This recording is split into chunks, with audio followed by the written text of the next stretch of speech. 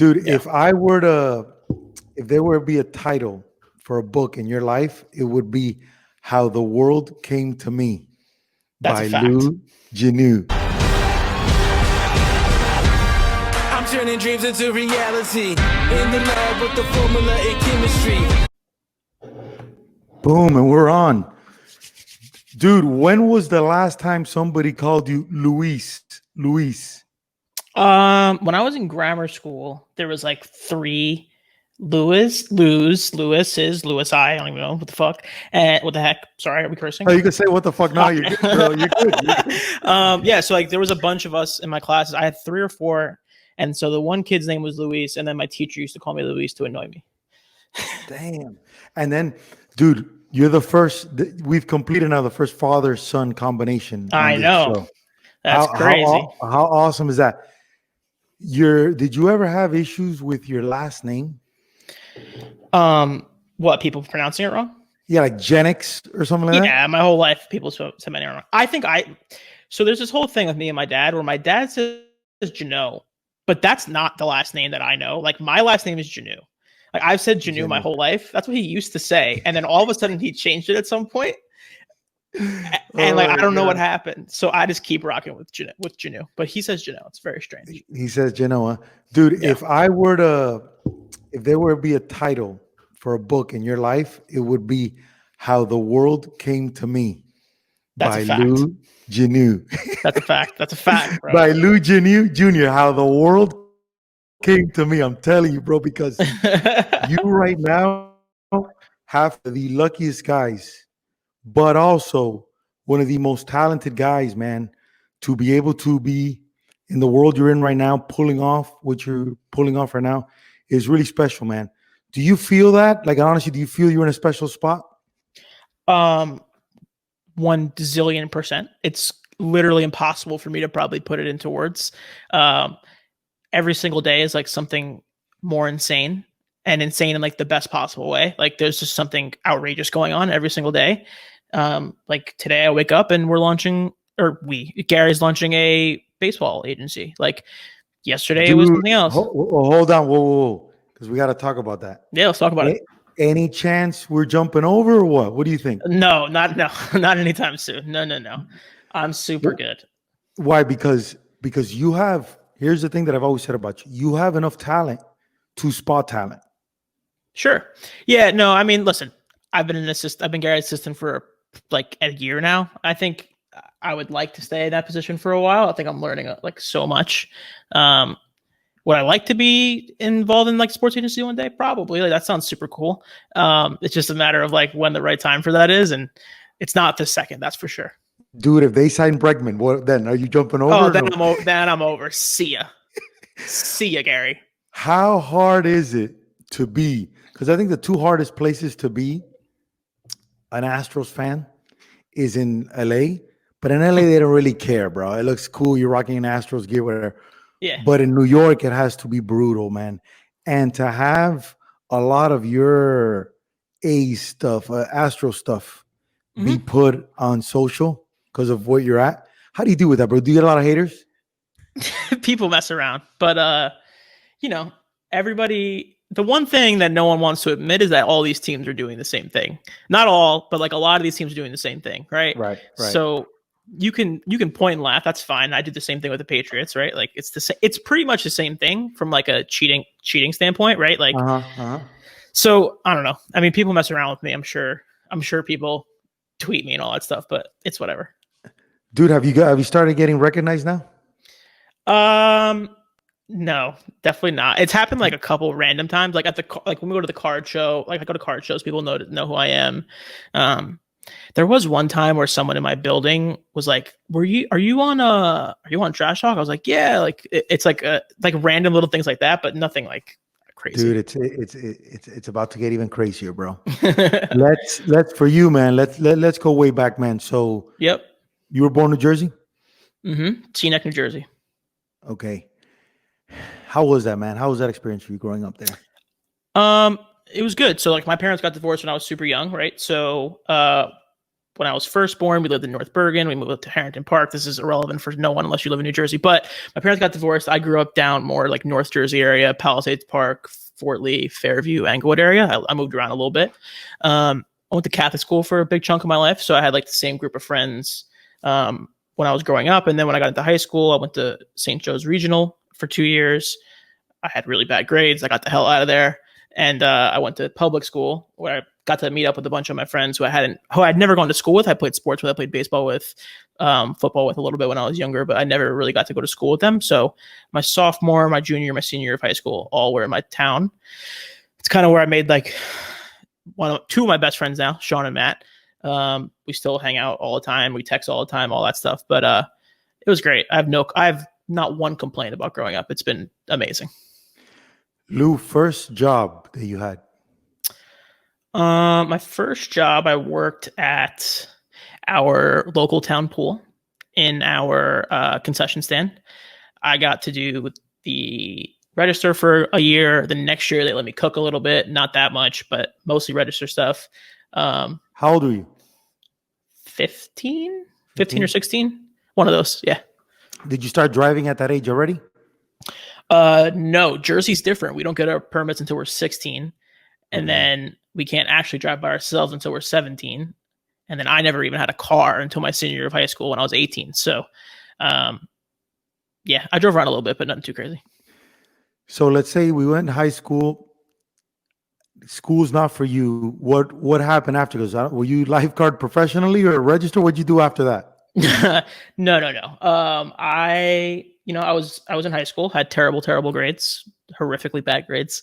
What would you do all day? Just like space out, or what would you do during class? I was just messing around. Like I just messed around all day. My whole thing. I mean, I'm sure people growing up that I grew up with are going to be like, "Nah, you were just kind of stupid," which is probably true. But I also just didn't care at all, so I just hung out all day. Right? Like I messed around. I used to go sit in our guidance counselor's office like all day long. The thing I always say too is my senior year of high school, we got our books the first day. I put them in my locker, and then I never opened the locker again. As far as I know, they're still sitting in the locker, all the books. Dude, were you popular? No, like I had my friends. We were all pretty close. It was a pretty small class. I think we only had like 100 and something kids in my graduating class. So we all were pretty close. What was Pop saying to you while all this was going on, man? It wasn't great. Wasn't a great scene early on. Right. He definitely wanted me to have good grades, and he wanted me to play sports, wanted me to have good grades. I kind of just wasn't interested. Right. And eventually I think I kind of like beat him into submission, and he was just over it. And that's kind of when the VaynerMedia thing came up. So my junior year of high school, Gary, my dad spoke, and Gary let me come in intern over there at VaynerMedia. I guess the second year they were in existence, 2011, or no, third year. Yeah, I interned there for the summer. Let's talk about that. So, yeah. Had you before then, Lou, other than with grades, had you dealt with any kind of failure before? Maybe football? Yeah, 100%. My freshman year of high school, the reason I went to the high school I went to was like to play sports there, to play football there. That was kind of what I was excited about. I was definitely influenced a little bit by like my parents and like some friends, all that stuff. But that's kind of why I went there, right? I went there to play football. And my freshman year, I worked pretty hard in the summer. I got to start our first game of the season, freshman football, nothing crazy, but I got to start the first game of the season. That was a big deal for me. And I got absolutely ran on. I got destroyed. Destroyed. And I got benched at the end of that game. And then from that point on, I was pretty much checked out. Like I was like, cool. Like I didn't do well with failure, right? Like I got punched in the mouth and like kind of went into a hole. You're like, fuck this shit. Kind of like I just wasn't good. I wasn't like built for it at the time, right? Right. I kind of went into a hole, and like that kind of put me. I would say that probably put me on a path to do poorly in school. I figured it out kind of when I got into 7th, 8th grade. I got good grades. I got into the school I wanted to get into. And then after like, I want to say like by like December, my freshman year, I was just fully checked out. Really? All right. So the whole Vayner thing comes into existence. Mm-hmm. What are you thinking about, man? Are you like, you know what? I'm going to try this out to make my dad happy. Like what's running through your brain? It was a long time ago. I don't totally remember, but it was definitely. It wasn't 10 Hudson Yards yet, was it? No, we were at like the whole place. Yeah. It was 4 offices ago. We were on 23rd and 2nd, I want to say. Yeah, 23rd and 2nd. And it was like, 30 people, something like that. I walked in. I had known Gary and AJ, obviously, but I didn't know them. I knew them pretty well, but I had never known them in that sort of area, right? Like that kind of attitude. And I kind of just walked in and I was like, all right, whatever. Like, I'm just going to do this because my dad said it's a good idea. So he's like, yeah, like, you can go into New York City. It'll be great. You wake up in the morning, you go down there. It'll be something to do, blah, blah, blah. I'm sure there was a lesson in there somewhere that I never really got to learn. Right. That he never told me he was trying to teach me. But yeah, so I did that for that summer. And after that, Gary was kind of like, listen, if you want to come back, like, you can come back. So once I heard that, I was like, oh, no college? Amazing. See you later. What were you doing that first year as an intern? Anything they told me to do. Go outside, go grab something, help with some projects. What was the worst thing? What was the worst thing that you're like, dude, this is bullshit? Shout out to Steph Bagley. There was a campaign for one of the clients, and it was just like the most manual, like Excel sheet, like Twitter to Excel sheet to Google Doc to like, it was just like painful. And probably they were just looking to give me something to do because I was just sitting there all day, but it was just like brutal. Like I've never forgotten that. Like I think about that kind of randomly sometimes. And what was the coolest thing? The coolest thing was getting a chance to like feel what it's like to be alone. Not alone, but like on my own, kind of like going to do things. Obviously it was for like 4 hours. Like I never really had to do anything, but it was like the first time I had ever been like outside of my shell of away from my parents, doing things for more than 5 hours a day, not at school, something like that. So it was the first opportunity I had to be like, oh, I can like maybe sort of do things on my own a little bit. Cause like I said, like after my freshman year, I kind of went into a box and I was just like comfortable with where I was. So getting outside of that a little bit was good. So we went through that year. Gary comes and says, look, dude, if you want to stay, stay. Talk to me through that. What were you thinking? I would imagine my dad had to convince Gary a little bit for that, but they talked. And after my internship was over, I think I remember my dad sitting me down at the house in Kinnelon where you've been, sitting me down and being like, hey, listen, if you want to go there, like you can go there. You cannot. You have to go to school. You have to go to night school, but you can work there full time. And that's the path you're going to go down. Like I fully support you. That's what I think. That's a great idea for you. Like whatever you want to do. And again, I was like a stupid kid. So I was like, okay, like whatever. Yeah. Like it was very much like not something that I was idea what you were getting into. I had no idea what I was getting into. And like, I didn't really care. I was stupid. I was like an 18-year-old. I was 17, 18 years old. Like I didn't care. And I was like, cool, I'll just go do this for a while and then I'll figure something else out. Like that's kind of how I've always been. But that obviously didn't happen. Lou, when did it start to sink in that, bro, this is a great opportunity? So it's kind of, have I ever told you? So like when we started, I was there. By the time I got back the next year after so I graduated high school like June 22nd, and I started at Vayner July 12th, right? Mm-hmm. So when I got there, they were already like it was like 80, 90 people or something like that, I want to say.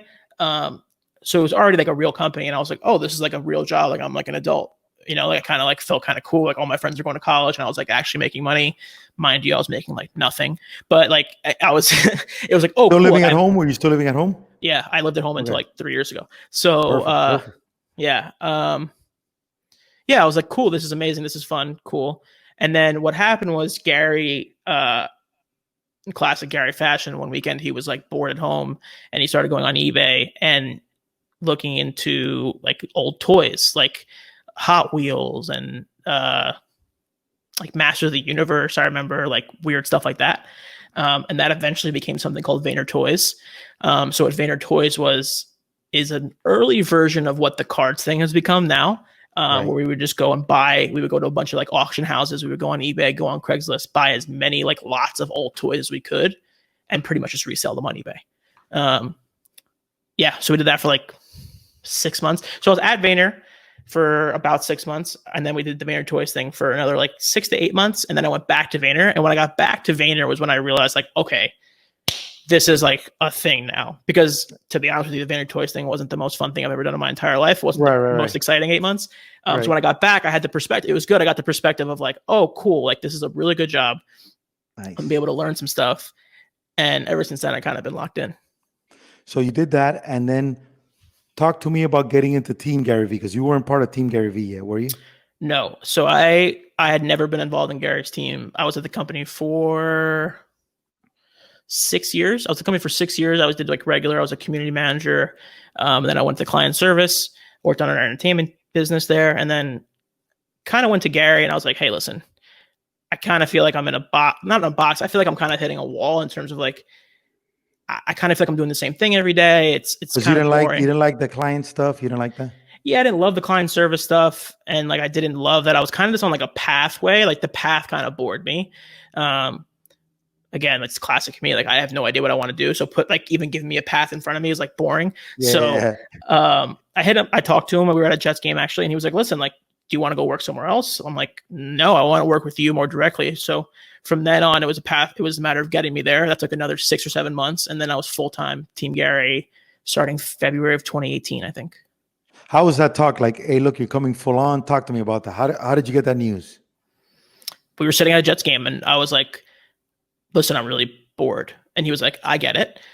What do you want to do? Like, do you want to go work today? You want to go work here? You want to go work there? And I was like, no, I want to. Oh, no. When he told you, listen, because he said it took 6 months.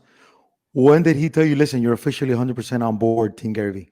You remember that how he told you? It wasn't even a thing. It was like, it was in the works for so long. You landed it. Yeah, you're like creeping into it, and then you just it was like just landing the plane of me like actually like disengaging from everything else.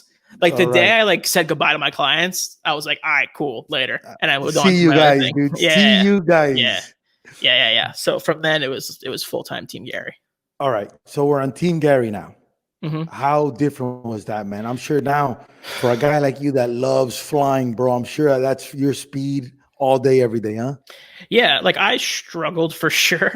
I thought I knew what I was getting into. I had no idea. Gary is a completely different animal. Again, I've known him my whole life, and it was a completely different animal. Like I had no idea what I was getting into. It was kind of just a matter of finding a place for me. I was doing different projects. I was owning different platforms, Instagram, blah, blah, blah. And eventually we were always getting towards a place. We were getting to where I am now, which is I'm one of his assistants. So it was like 8 months of me just bouncing around doing random projects. We launched a baseball card, a whole bunch of stuff. I helped with the shoe release, a whole bunch of stuff like that. How was the shoe release? How was that for you? Because I know you like Jordans and stuff like that. Do you wear Jordans at the office? I don't even know honestly, bro. I used to do sneakers when I was like in high school, and then I checked not out. Anymore, huh? You're like, I have all this stuff in my closet. I don't even know what it is anymore. What do you wear? What shoes do you wear? I just wear like K-Swiss. Funny? What do you wear? Gary's sneakers are like very comfortable. Like right. I think the Clouds and Dirt ones are like super comfortable, so I wear those all the time. Is that your Clouds and Dirt? That's what that's the threes, I think. The black with is that your favorite one? Yeah, it's my favorite one. My favorite one is the one with the writing, the high top white ones. The high top white ones, yeah, those are cool. It's really like not my vibe. You can't imagine me wearing those. That's like not my vibe. I don't think. You can wear whatever you want, bro. I could imagine you with the Nike Back to the Future ones, dude. Locked in. I mean, that'd be kind of fire. That'd be fucking cool. So you start getting into the Team Gary Vee. What do you notice about your personality there, man? What starts making you special, Lou? That you're like, bro, I'm good at this. So the way I would describe it is it went from a culture of like pushing back on things to just trying to actually do them now. So like when you're in client service, you're trying to manage expectations both internally and externally, right? So like you're talking to your clients, you want to do X, Y, Z, cool. Like you have to do You're talking to your internal teams. You're like, hey guys, we have to deliver on this by this time. And they're not always the most excited about that, right? So it's a lot of like managing expectations, a lot of saying no. As much as it probably shouldn't be that's kind of what it becomes. But when you get over to Gary's team, it's more of like, let's just figure out how to do it. And that's much more my style. Like I'm not like here's the steps to do the thing. Like I'm way more of like, we'll just figure it out as we go kind of thing. You're an improv kind of guy. You're an improv. Yeah. Kind of like guy. it's probably happening incorrectly, but like, we're just going to figure it out. Right. So it's a lot of figure it out. It's a lot of learn by osmosis. And what I started to notice was that I'm capable. I'm a capable adult who can do things and get things done and like lead teams and lead projects and all that stuff. So it was a very, very, I would say it's a very important like 6 month stretch that is probably set me on a good path for going forward. How important was, other than obviously the hookup, your dad, man? Like, how do you value him now as an older dude? What do you think of, man? What do you first of all, you see the podcast with me and him? I listened to it the other night. Okay. Anything new that you didn't know? There were so many new things in this podcast. I was literally talking to my girlfriend the other day. I was texting her and I'm like, the amount of things that he was talking about in this podcast that I've never heard before is so crazy. Like he was telling some story. Like, what was he talking about? I can't remember what it was. There was some story about like going out, and I was like, I've never heard this story in my entire life. Like, there must be this whole other side of my dad that I've just never been exposed to. Of course, dude. Right. What are you proud of him, man? What are you proudest the most of him with you and his relationship? You know, we went through a period where we didn't talk for like 4 years. We got in like a stupid argument. I was an angry, like stupid teenager. We got in a fight and I was like, see you later. And we just didn't talk for a really long time. And then randomly we started talking again. And one of the things that I would say I'm the most proud of, and like the thing I look at and I'm like, that's awesome, is the way he is with Pat now. My little brother, my little stepbrother. Cause I sort of see a lot of myself in Pat in terms of like how he thinks about things. He's way better in school than me. He's way more athletic than me. He's better than me at baseball. He's better than me at school. He's better than me at a lot of things, but we see things very similarly a lot of times. And I know my dad and I used to butt heads a lot about that stuff growing up. And now it's nice to see that he's able to like talk to Pat and Pat can talk to him. And that comes with a lot of me talking to Pat, and it's me talking to my dad as well on the side. Of course, and like learning how to deal with each other. And that's been like the best part of the whole thing. That's awesome, dude. Yeah. In your opinion, what makes Gary, man? What makes him so good? He's relentless. He does not stop for anything ever under any circumstances, and he will never do it. And nothing he does is in a negative way. So it's just like, I'm just going to go, like, he just does things. Like, it's just nonstop. If it's cards, he's on eBay buying every single card of the guy that he wants. If it's trying to get a client, he will do anything he needs to do to get that client. If it's whatever, like everything is just like relentlessness. Is that even a word? Relentlessness. I love it, dude. I love it. And that's like that's the thing I think that I value the most, and something I'm trying to get better at is just unrelenting, never stopping under any circumstances, and also doing it with it in a way that doesn't weigh on yourself. Because a lot of times when you keep working and you're working hard, you never stop, and then you come up for air and you're like, holy like that was horrible, like it was so tiring, etc. He's just not like that. And that's kind of the one thing that I value the most from him, for sure. Nice, dude. Okay, let's get into now your highlights, bro.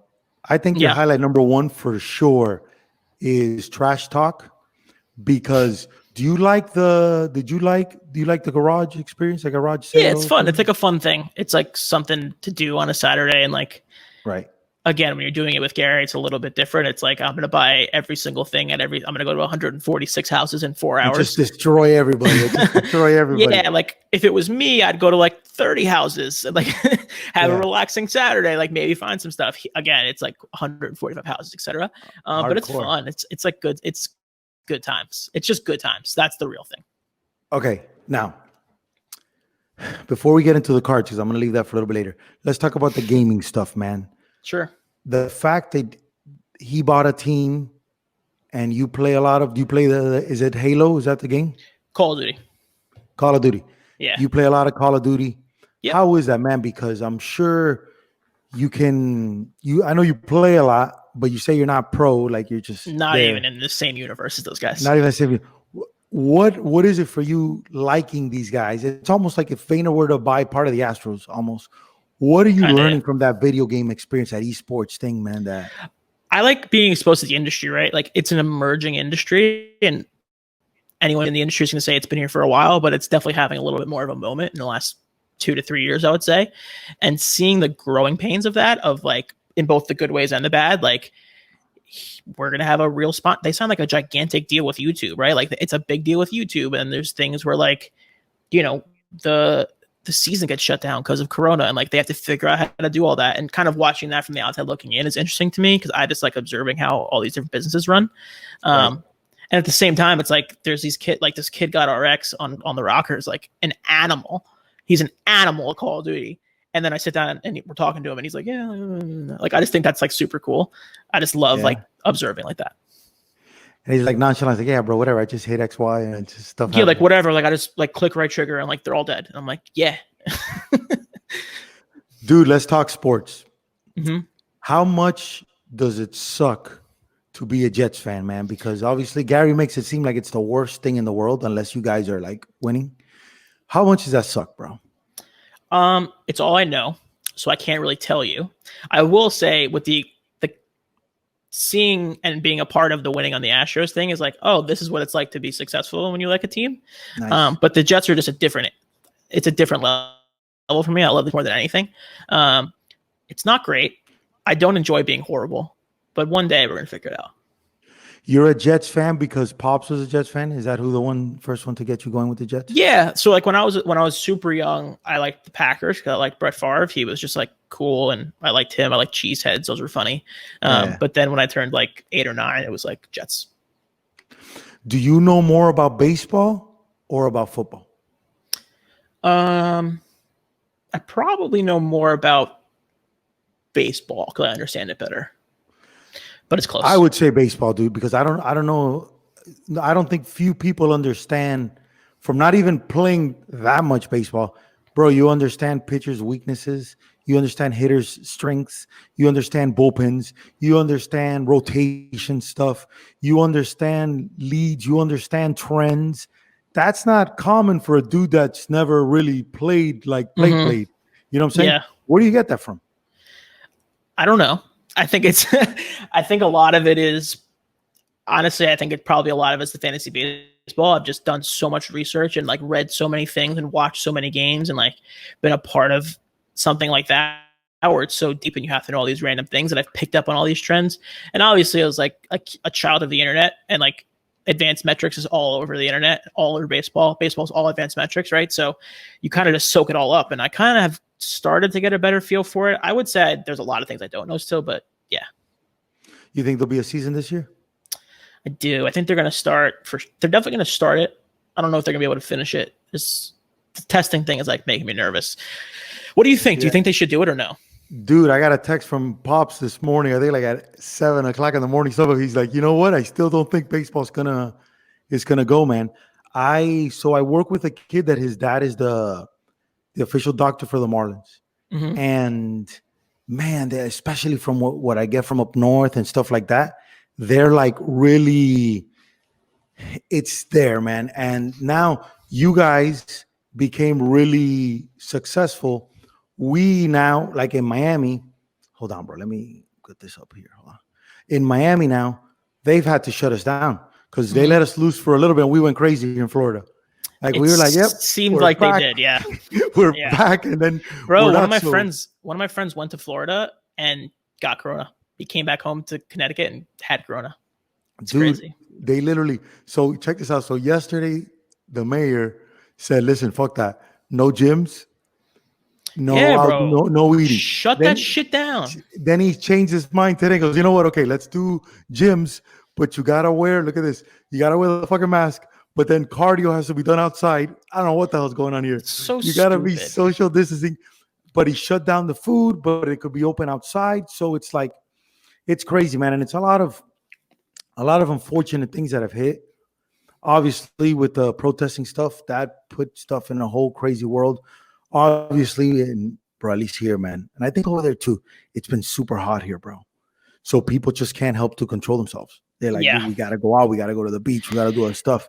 Bro, like we're gonna read history books about this little period one day, and the combination of people being locked up for 3 months, and then one of the most viral, like disgusting video of all like of this type of thing of all time happens, and people just had to get out of their house, and it just exploded, bro. It went crazy, dude. It went real crazy. I think basketball is gonna go. I mean, look at my boy. Listen, I don't know if you follow UFC. I don't know if so my boy Jorge Masvidal got in a plane. It's happening this weekend. Dude, look, you want to hear something crazy? So last week I interviewed his trainer, like workout trainer, Jesus Gallo. I was this week going to interview Paulino Hernandez, who is his like trainer, like to throw the punch and stuff like that. and he was gonna show me, we're gonna put it in a video. He was gonna have me throw punches and stuff like that. Okay. Yeah. I get a text on Saturday, bro. He's going to Dubai. Like It's that, wild, bro. It's I'm gonna watch the fight in at Malky, his manager's house on Saturday. So what that's time gonna are they be doing crazy. it at? Because it's on Dubai time, right? Late, yeah, but on our time it's gonna be classic, like super late, bro. I It's think, gonna be nuts. He's crazy, huh? Masvidal's like an animal. dude, you know what it is. When I asked I didn't know anything about MMA at all. When I was in Vegas, I learned Conor McGregor and Ronda Rousey, bro. I was super mainstream. I don't know anything. Only But ones when who I heard matter. dude, I heard there was a Cuban. No, Jones was over there and stuff like that. And I heard there was this. When I saw Masvidal, obviously with the kick thing, I go, "Who's this fucking guy?" Then I heard he was Cuban and he's from Miami. I was like, "Holy shit!" So then you see the Kimbo Slice thing, which I remember hearing about that, being young and YouTubing it, and then he was part of that, and then the whole mystique and the fact that he's been around for so long, Lou. And I asked his people, I go, "What makes this guy so good?" Like, bro, he's just a dog, man. You're gonna have to literally kill him or like submit, like literally knock him out to get him off you. And that ability to have game plans, just literally like changing like this. It's almost like hitting, you know? I like you. That's true. That's what you always hear about. Like the best fighters, the best MMA fighters are just like absolute dogs. There's got to be something in your brain, like they're built differently than other humans to be able to just take a punishment and just, number one, have like the wherewithal to keep moving forward. And at the same time, keeping in mind like your game plan. Cause like part of it is you're taking the punches to set up the open so you can pop the left. Like that's a whole thing. It's so crazy to me. It's so crazy, the strategy, bro, and it's all combination. And so it's not just and this and that, it's the legs, it's so crazy, man. And watching him, they were telling me, watching him change instantly, bro, and just adapt and do this and do that and do this, and to be able to still fuck around in the ring. Because that's confidence, dude. You think you're so nervous there, and this dude is. I mean, when he started off with Nate, he joked with him with the flying kick that he was going to do that, and Nate was like, "Whoa!" And then he could snap right into it. I'm pumped that he became more marketable. He's a straight dude. And that this is a big moment for him. This is probably the biggest moment of his career. Huge, like, bro. That's pretty awesome. Huge. That's awesome. All right, so we did the sports thing, bro. Here comes out of nowhere, Lou, this baseball card, sports card thing, bro. When that tidal wave hits, Gary, which that's in his DNA. Was that in your DNA before or no?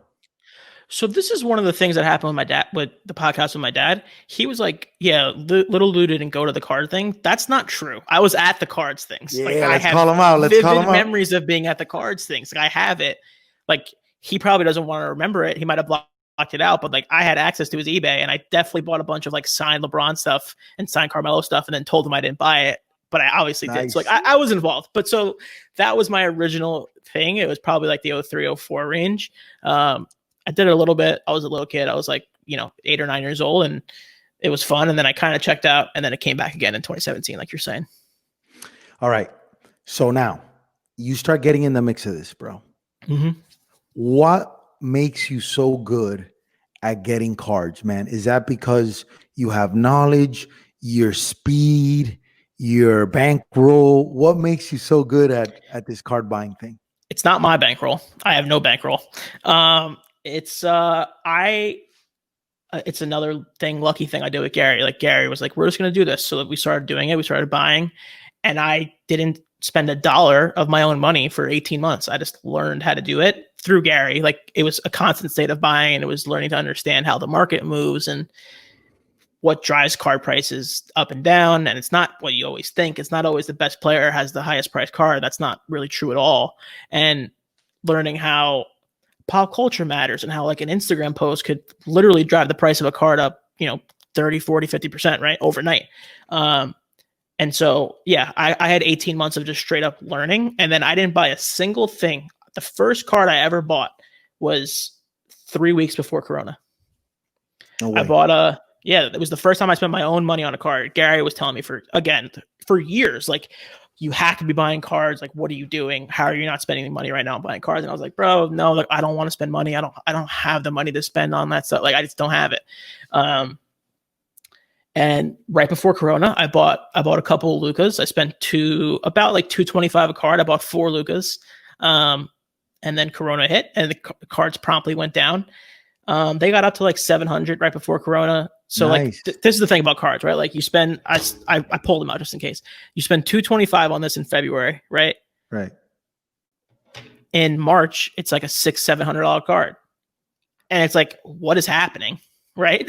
Like All cards right. are exploding, and then Corona hits and they go right down. So kind of what we always thought was like, if something crazy happens like this, obviously unexpected, but something like this happens, these are gonna be the first things to go. That turned out to not really be the case. So there was like a 2-week period where cards went down because there was no sports and people were panicking because there's not going to be any sports for a year, but all that, right? And then slowly but surely they all started coming back, and it was like, like how much of this is driven by hype or hype? How much of this is driven by people want to actually invest in cards? How much of this is people are just home bored? And that's still to be determined, I guess. But like, it's just been a crazy few months in cards. Like, getting back to your question, like the reason I can understand cards the best is I just have a really good understanding of like culture and like why people like things and why people would want to buy a Luka Doncic card versus buying a Trae Young card, et cetera, et cetera, et cetera. Dude, let's get into now the famous. We have one episode in the Card Talk podcast. The Card Talk podcast. Number one, this is the cool advantage that you motherfuckers have over all of us, bro. Who came up with that cool logo thing of the card of your podcast? I think that was Brandon Shammy. Shout out to Brandon Shammy. He works for 1:37 p.m. You see, you guys have an unfair, bro. I could never. That's in my brain, but I can't produce that. But dude, you see, you guys got together and came up with that. Yeah, like, so we've been wanting to do the podcast for probably a year now. Ever since we left the National last year in August, it was like, we got to do a podcast. Like, this is just here for the taking. There's people doing cards podcasts, but there's no one doing it in the way that we wanted to do it. Of course. And so we were like, we got to do this. And then we kind of dragged our feet, and we were, again, bored at home during Corona. Not bored, but like we had nothing to, like, had time to think about stuff. And Tyler and I were like, let's just kind of do it. Right. Like, we're going to finally do it. We're going to make it happen. It got pitched. So the card is the podcast is sponsored by eBay. So that kind of is what catapulted us. Right. So we were able to work with Ryan Johnson at Card Collector 2 on Instagram. He is a really cool collector. He owns a card shop in Ohio. You knew him from before, Lou? Did you know him from before? Yeah. So he was like one of the first people I started talking to a few years back. Nice. Yeah. He was a Gary fan, and we got connected randomly. We just were always talking. I met him at the National last year. When it came time to do the show, Tyler and I were like, that's the dude for it, 100%. Yeah. So it kind of came together quickly, honestly. Like, it wasn't even happening as of like a month ago. Sorry, one sec. Dude. Hold on, I'm going to get some water. Stay right there. All right, cool.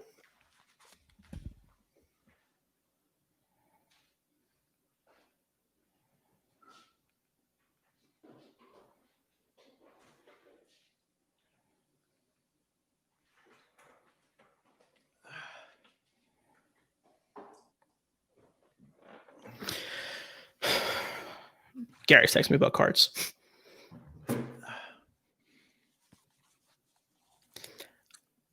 Gary was texting me about cards just now. Sorry.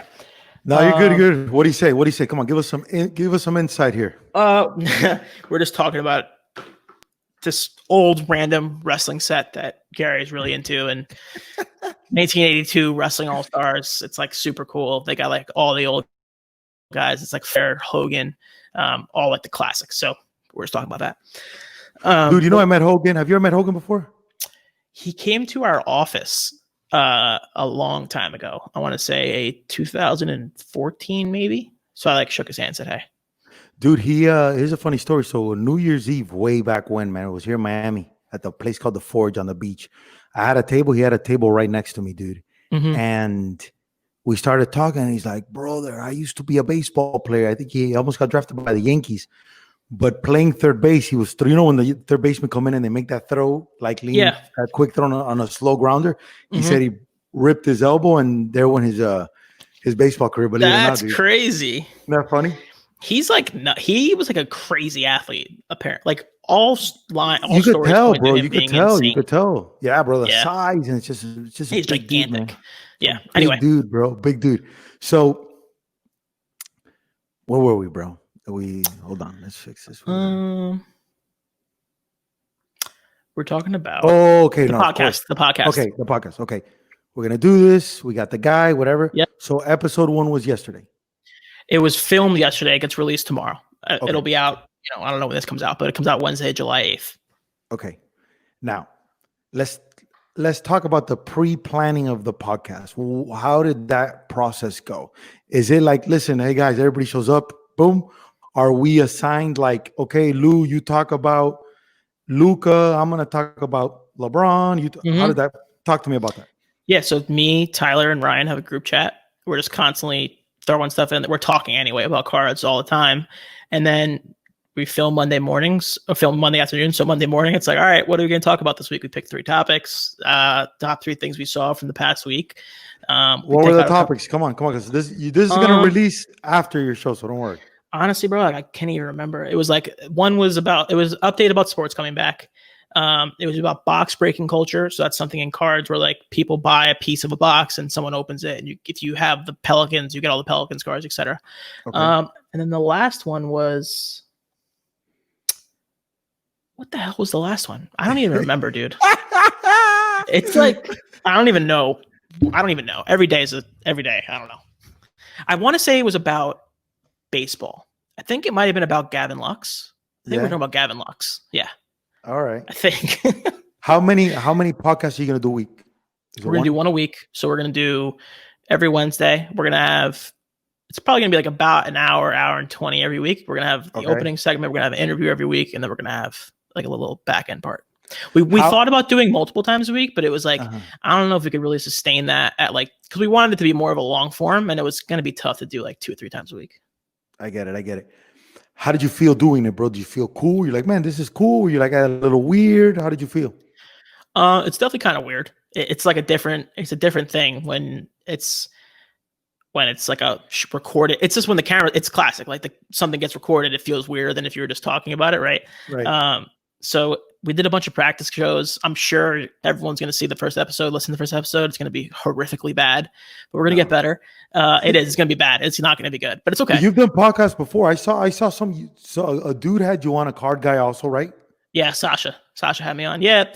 But that's different. Like that's more of like just chilling. Like our show's like a little bit more like segmented out, and like we have different segments. Yeah. We're trying to keep it like keep the certain kind of beats, but is that because of the eBay thing, or just because you want to keep it attention? It's going to be easier to keep the conversation segmented because it's very easy to get on a tangent. It's happened. Like one of the first shows we did, we talked for 30 minutes about something, and it's like, we can't have that conversation for 30 minutes. Like we just can't. It's realistic, like a 7-minute conversation that was 30, and it's like, no. So if we have to try to keep it a little bit together, otherwise we'll go on forever. Who's doing the editing? Gallery Media Group, 1:37 p.m. You lucky fuckers, you bet. You don't have to, dude. You don't know how lucky you are. Take advantage of this, bro. Oh, I'm aware. I'm fully aware. We have a whole production team. It's crazy. Like shout out to Cal, shout out to Matt. Like those are my guys. So something funny. Again, we do practice shows for a month, right? Yes. Monday morning, I go set up my camera, all that stuff. My microphone doesn't work. Our first show, I have no microphone. I'm talking to my laptop microphone. So that's classic. No way. Yeah. What kind of mic are you using? So I had a Blue Yeti. Okay. But this is where I'm going to say shout out to Cal the most. He lives like a few towns over from me. He was like, yo, I'm just going to drive you over a microphone. So he brought me a microphone. And then I also bought this little arm stabilizer thing. Like, nice. There you go.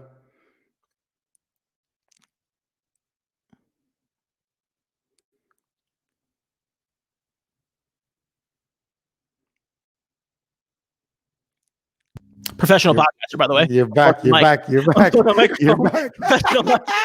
podcaster. Dude, I'm telling you, look, you don't know how lucky you are, bro.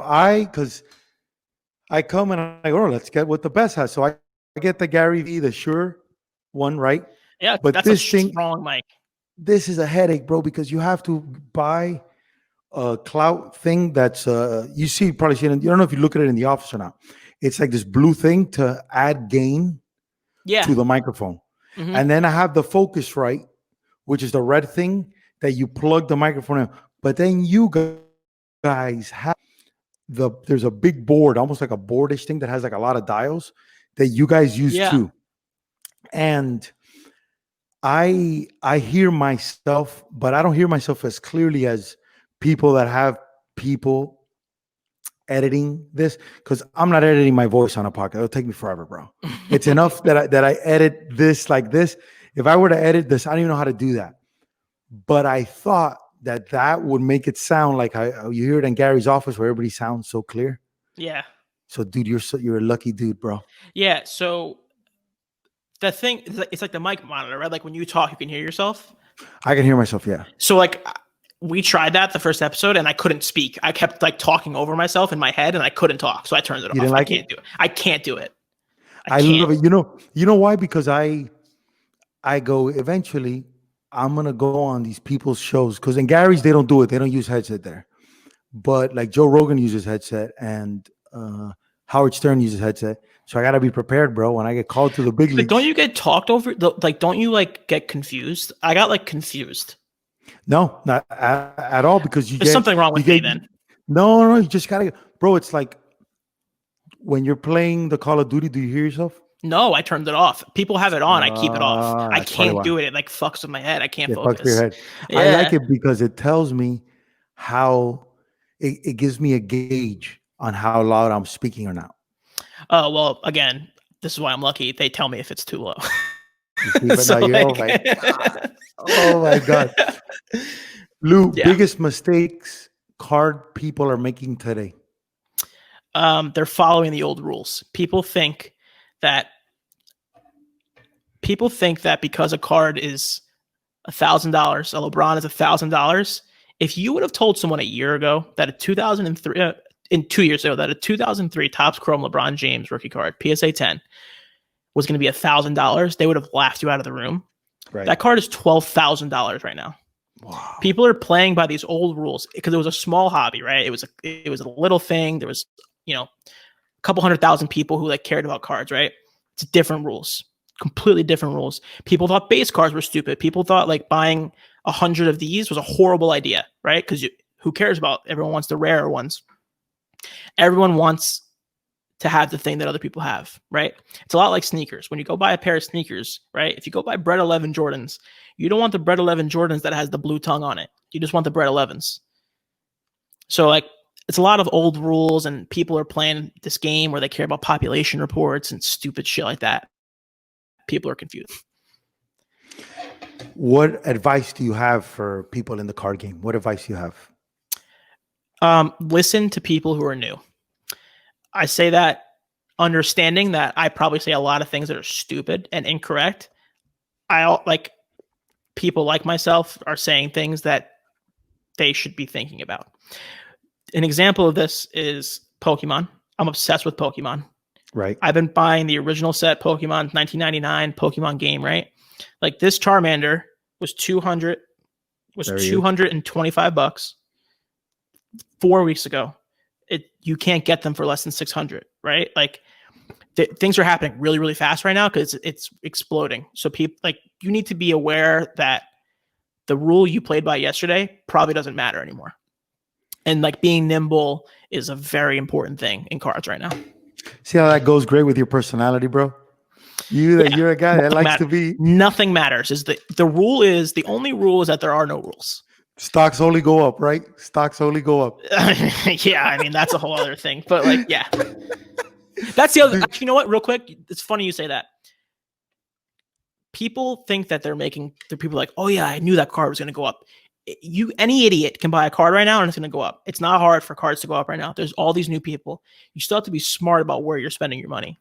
Like, do you want to spend $100 on a Lamar Jackson or do you want to spend $100 on two Sam Darnolds? Like that's like not those exact things, but like those kind of games, you have to be strategic about why you're making a decision, not just because you think it's going to make money, because probably everything you buy is going to make money.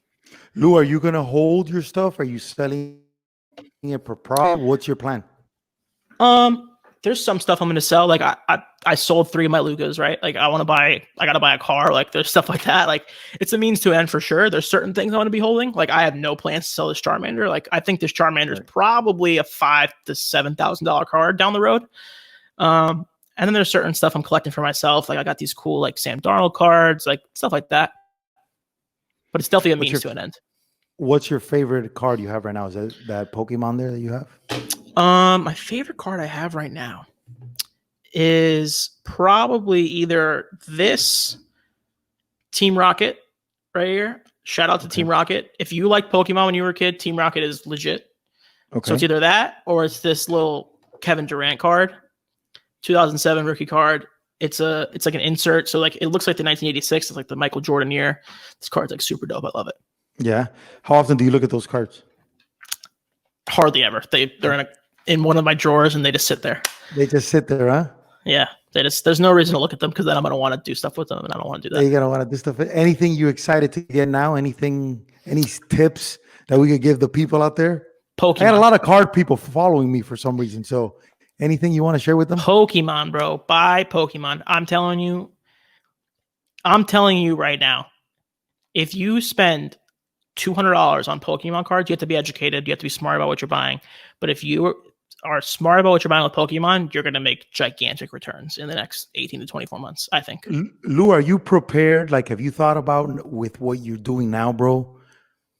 Answering comments on people, like, are you like kind of do what I do with people and ask you for advice? Are you ready to go down that road? Or are you like, listen, I don't have time to do that. That's not my thing. It's not I don't have time. I just wouldn't put myself as the person you should go to for advice. Like, no, but no. They're gonna people are gonna reach out. You're gonna become you've already become almost an authority in this, bro. And you're only gonna become more popular in this. Like, are you prepared to help people out? Like, do you have you like doing that, or you like, listen, I don't want to bother?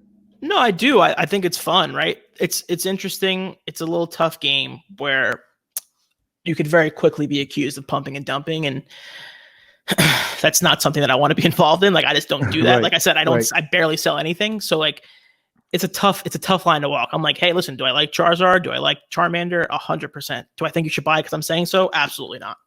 You know what I mean? All right. But my whole thing is the one thing I want people to do is like learn it and understand it. Cause first of all, it's kind of fun. And then once you learn it and understand it, you don't need to talk to me. It's pretty easy. It's pretty easy, huh?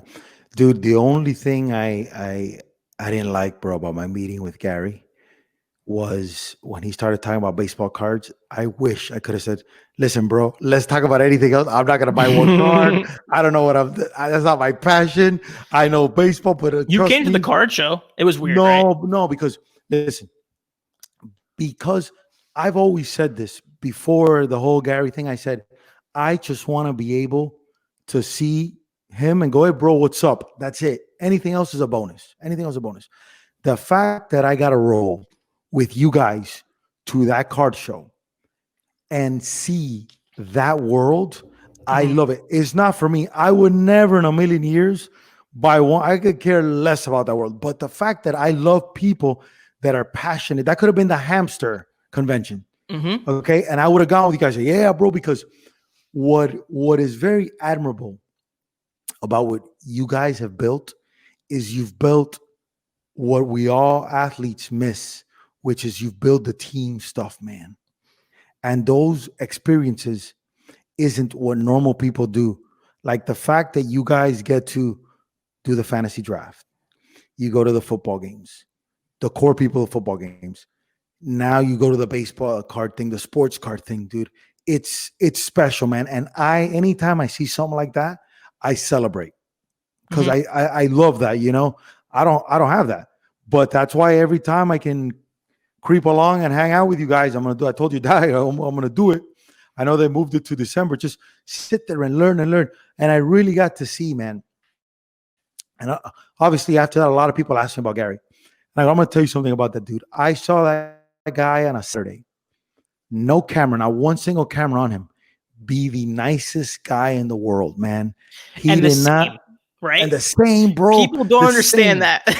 They think he's like, he's the same level of insane. Almost 24 hours a day. And nicer. And he had his kid there and his son's like that. And he was so patient with his son. He never once said, hey, bro, shut up. He was like, Okay, yeah, like just everything, dude. And then when he got to the card thing, and he's just like the machine just kept, here we go, buy this one, buy this one. Okay, let's go get it. This thing. Just didn't pass, man. Real quick, And that real to me quick. was real awesome. At that show, he was talking about these Kevin Durant cards. They were like $10 at the time. You can't get them for less than $200 now, just so you know. Really? That was How a about those random Sotos? one-off. How about those Sotos that he got? Sotos were like, they were like, what was, do you remember what he was paying for those then? 85? No, he got hooked up because he got a deal from that one dude. He paid for like, that was like, Oh, he got those 1,000. two autos, right? Yes. Yeah. I'm going to look it up right now because it's definitely way higher. I forgot about those. Hang on real quick. Take your time. We have all the time in the world. Take your time. Those Juan Sotos, bro. I'll never forget. And everybody knows them, so they hooked them up on the price. So those have actually stayed pretty steady. They're pretty steady. They're still around the same price. Yeah. And so actually, this is a good example of what I'm talking about. People want to buy people in the hobby are going to buy autograph cards because they're like, those are rare. There's not that many of them. They appreciate way better than a base card would do, right? Which is true. Like those cards are rare, which means they're going to be pretty safe and they're not going to go down. They're going to stay the same. There was a global pandemic and those cards are the same price. So right. That's where that comes in. But like Juan Soto base rookie cards, PSA 10s, those were 80, those were 75, 85. Those are $145 right now. Right. Because everyone wants to be like, I have the Juan Soto rookie card. That's why. Right. Which one did he paid like I think it was like $1,300 for one? Yeah, it was his Bowman Chrome autographed rookie cards. There was a base one and a refractor. Is that his best card for Juan Soto? Yeah, so Bowman is like when you're in the minor leagues, that's your card. That was his first Bowman card autographed, and then the refractor is like a parallel version where there's only 1,500 of them. Lou, because you're so unique, man, the way you think. Who's your favorite music person right now? My favorite music person is probably Roddy Ricch. I listen to a lot of Roddy Ricch. And then second is probably, I love Casey Musgraves. She's like this country singer. She makes the best music. It makes me so happy all the time. Really? I love Casey Musgraves. Dude, I've seen you post about Mac Mill. No, not Mac Mill. What's his name? Mac Miller. Mac Miller. Yeah, that was he was my favorite rapper when I was a kid. When you were a kid. Why is that? Because he just talks about I don't know anything. I don't know any of his songs.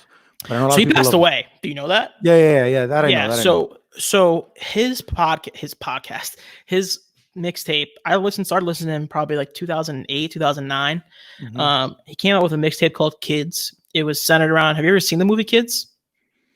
I don't think so. Came out in 1994. It's about these kids in New York City running around. It's a crazy movie. It's like NC-17. I don't know if you've ever seen an NC-17 movie. It's crazy. So the movie's crazy. I always love that movie because it's like weird. I love weird movies like that. Right. And then that mixtape came out actually at a very, very like prime time of like me being a teenager and like coming to my own and like thinking about things a different way for the first time and like liking girls and like all stuff like that. Right. So I listened to that mixtape every day for like 4 years. Wow. Like it was my favorite mixtape. Right. And he was my favorite artist. I went and saw him with a bunch of my friends. Like he was my favorite, like hard, like loved him so much.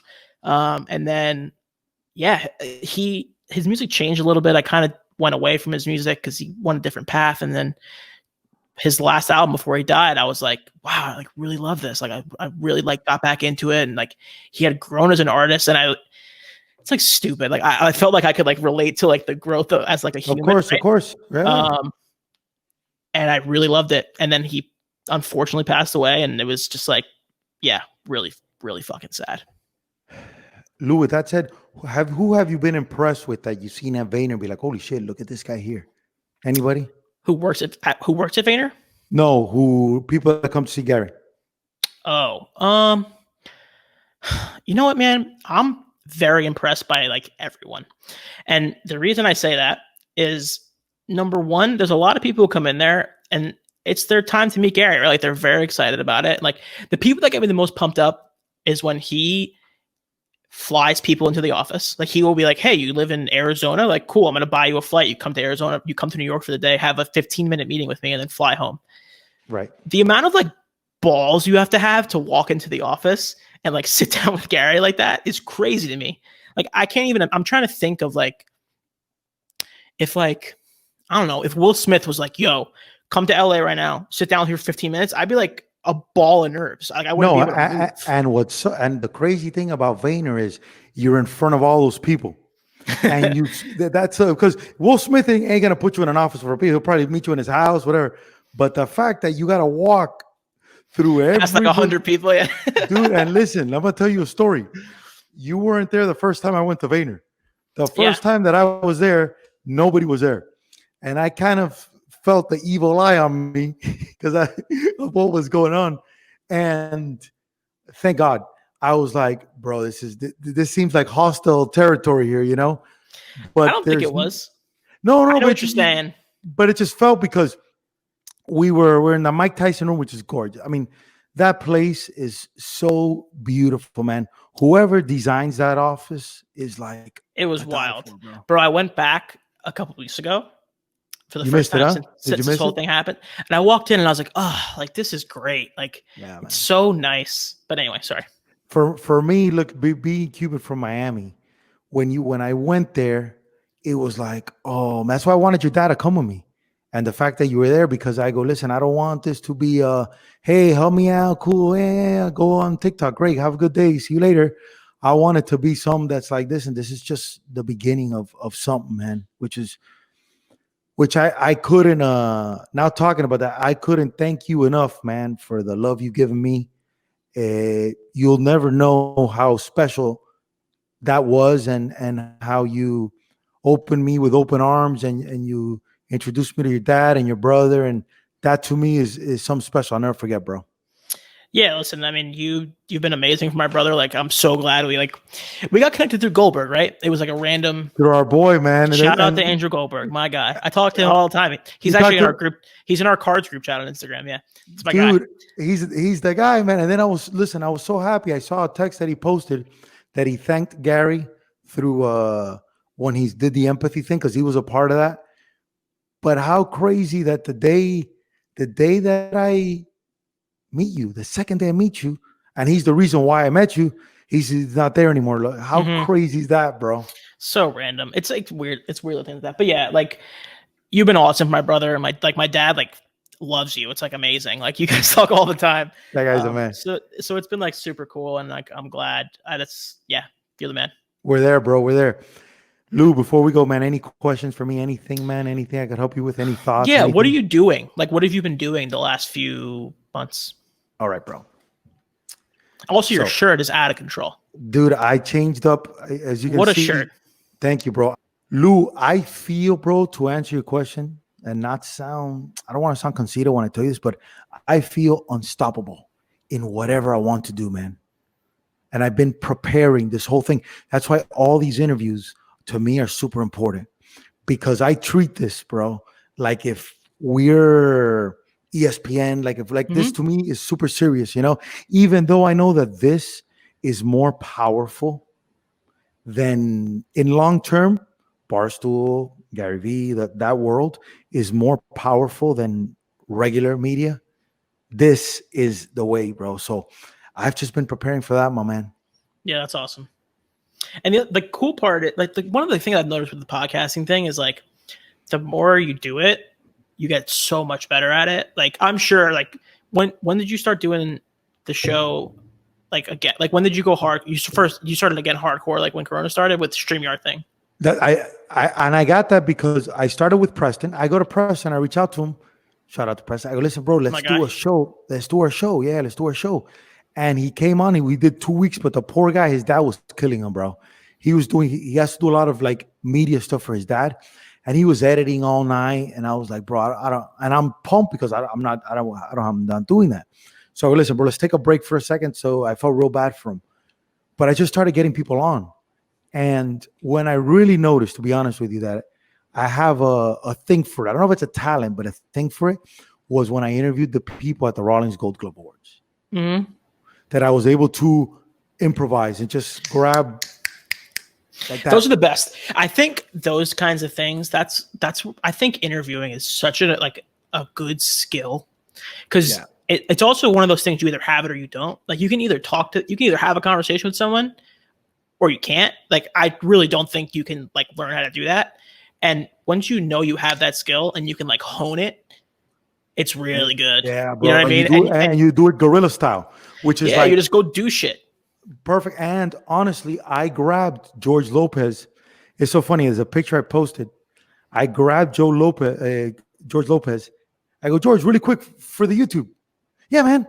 You just trick him, Hey, so this thing. I did it. You're like, hey, Logan Paul, like you want to talk for 30 seconds? Like, dude, you want to hear something crazy? You saw the one I did with Logan Paul. Mm-hmm. The kid before has blown up. Eric Decker, A-Rack. Do you follow Logan Paul? I listen to his podcast a little bit, yeah. He's the dude. Well, you got to see his channel. This dude flies in from Atlanta to go to the fight there before. He sneaks in, comes in suit and tie, and pretends he's a DAZN reporter. His boy gets a DAZN jacket. They made a DAZN jacket, and he's pitching Logan of why he should join Team Maverick. That's He's crazy. like, listen, and I'm hearing it, and I just start recording it, so I'm ready to catch Logan.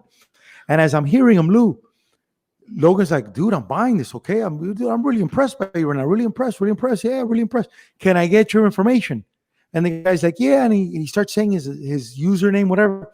And I saw him like, I didn't like that. Because I go, listen, bro, if you're going to go meet Logan Paul, when that guy says, give me information, you either throw him a card, you look, I'm going to, like, you don't want to be there like, hey, Logan, he was kind of like making him look for his username. Yeah. You don't do that, bro. Because this guy would be like, you're not prepared, get out of my face. You know what I'm saying? Bro, after he was done, I pulled the guy aside. I go, listen, bro, you got talent, man. I hadn't even seen his stuff, Lou. I go, you got talent. The guy had 1,500 subscribers at the time. I go, you got talent, bro. If you'd have came a little more prepared, you would have nailed that. Lou, like 2 weeks passed. This dude comes out. I look at his work. This guy's fucking looks like his YouTuber like movies, bro. He did one where he snuck into Dan Bilzerian's house. He had to take it out. And he crushed it. He snuck into Dan Bilzerian's house? As a waiter, as a server, to then say what's up to Logan Paul there. And Logan Paul's like, oh my God. Then he bought Logan Paul's couch. Did a whole series out of that. And I had him on my show. He was like the second guy on my show. I go, you're going to blow up, bro. At the time, 1,400 when I saw him at Jake Paul's fight. When I had him on my show, he was at 300,000. Now he's at 600,000. It's crazy. And here's the funny part. This guy, Jake Paul, just had him on to get him into Team 10. He's like, no, man, I'm going to go off and do my own thing.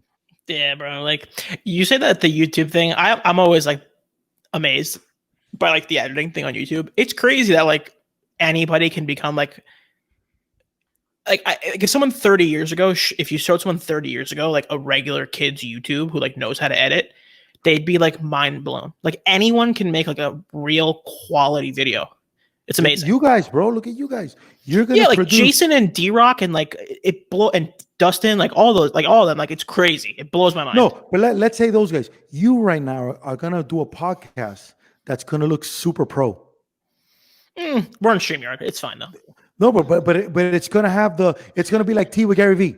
The real you're gonna pop up. I'm sure somebody's gonna click something in, and the real thing are gonna pop up, and it's Lou, bro. Yeah, I'm so excited for you, bro. I'm so excited. Crazy, for man. you, man. It's gonna be fun, man. I'm excited about it. It's gonna be weird. Like I don't know how to like gauge success of a podcast. I don't know if I really care either, but like I don't really know how to gauge if people are listening to it or not. It's literally just comments. So I'm excited. You know how you gauge success on all this, bro? And you hear this guy say it all the time. If you're having fun, man. When you start looking forward to Mondays or whatever, you won, bro. Trust me. And that market, you're gonna do amazing, bro. That's why, and funny you said this. The people that I have had on, I've never been interviewed before. Like your dad's never done a podcast. So our form of talking is not like us. Us right now, we're just jiving. We're just like boom, boom, boom, boom, boom. But the majority of people haven't. So it's almost like it's interview style. So I gotta loosen them up. I gotta romance them a little bit, blah, blah, blah. What you guys are gonna do, oh my God, wait till episode 20, bro. You guys are gonna be insane. What I've been saying to Tyler and Ryan is like, yo, we did this show yesterday. Like in 3 weeks, we're gonna look back and be like, that was so bad. Like that, because we're just gonna change. It's gonna the whole show is gonna change 500 times between now and 6 months from now. You know what I mean? You got an intro song and everything? Yeah, we got the whole deal, bro. Like we got the whole deal, man. We got like the little intro card. We got the ad reads. I had to do ad reads today. It's the fact that I have to do ad reads is like it's so stupid. I love it, bro. Look at see, but that's this thing, dude. Wow, bro. Wow. So proud of you, man. I'm so happy for you. So that's my question, man. So that's what I'm doing now. What do you think? Do you think I got a shot at that, or what do you think? I think you are an animal, and I think you are capable of way more than you probably realize that you're capable of. So if anyone's going to figure it out, it's going to be you. That's for sure. You're the man, buddy. You're the man. Listen, anything you need, dude, you always you hit me up with any questions on anything, man. I'm going to chop this up. I'm going to do you proud. I appreciate that, man. Thank you You're so the much. man, brother. I'll talk later, okay? All right, later. All right, dude. Bye. Probably shot a Rockefeller hover. Now I go to war like a soldier. Yeah. Plus they tried to count me out, thinking that it's over. But I got to fight. Rocky Balboa. Yeah.